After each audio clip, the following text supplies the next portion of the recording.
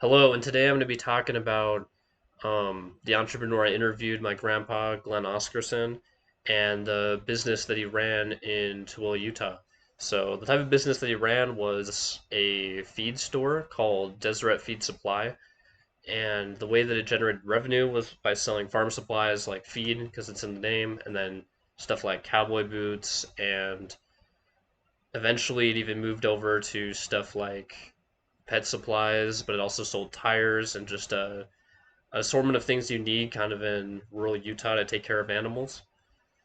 So his story of being able to own the store was when he saw one of his friends who was able to do the same thing, who kind of like inspired him. Because they both worked for Intermountain Farmers, and there was a need for like a smaller location in one of those areas. So he originally made it as a consignment store and was able to eventually realize that being a consignment store wasn't going to work and became independent. So after a little bit of like negotiation with Intermountain Farmers, he was able to find a way to spin the store to make it his own business, and he was able to break from them, but he was still closely associated and bought a lot of products from them. So in order to build and kind of manage the store, he was able to find people in the community like somebody who could do the accounting, somebody that could run the front desk, and then somebody who could help him like haul feed in, and then he was the main employee. So he was doing most of the work from 8 o'clock till 6 because that was the operating hours, and then definitely more outside of that. And he was able to hire people kind of based on what their skill set was. So the person he had helping him move feed was like a high school student. The person he had helping him with the accounting was more educated. So kind of the critical resources that he found was very prime real estate and um, specific markets that could be tapped. Like he bought a bunch of pet supplies when that market was going on.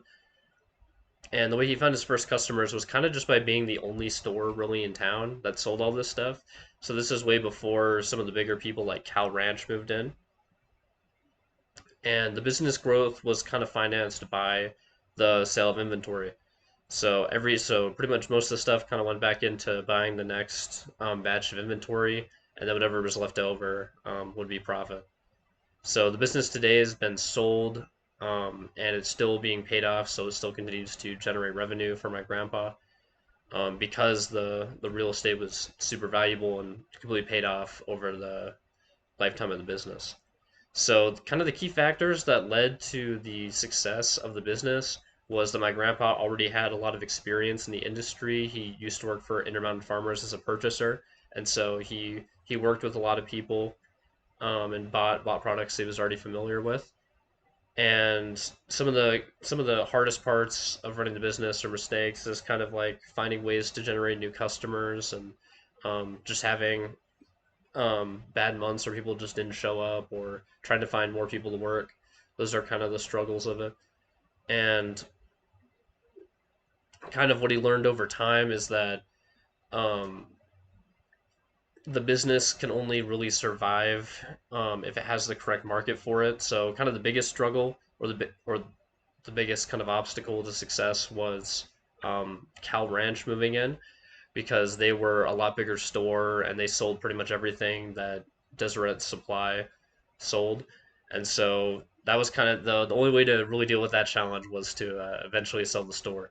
So, but the things that made the business successful was definitely the personalized service of it. He got to know everybody's names, and then the prime real estate because it was built in Tooele before you had to have curbs there, and so people were able to easily get in and out. They didn't have to like drive all the way back through a parking lot in order to do that. And so, kind of the most important concepts I learned in the interview is that knowing your market's really important, having experience in the industry is really important, and having like a very prime location or starting point is extremely important to starting a new business.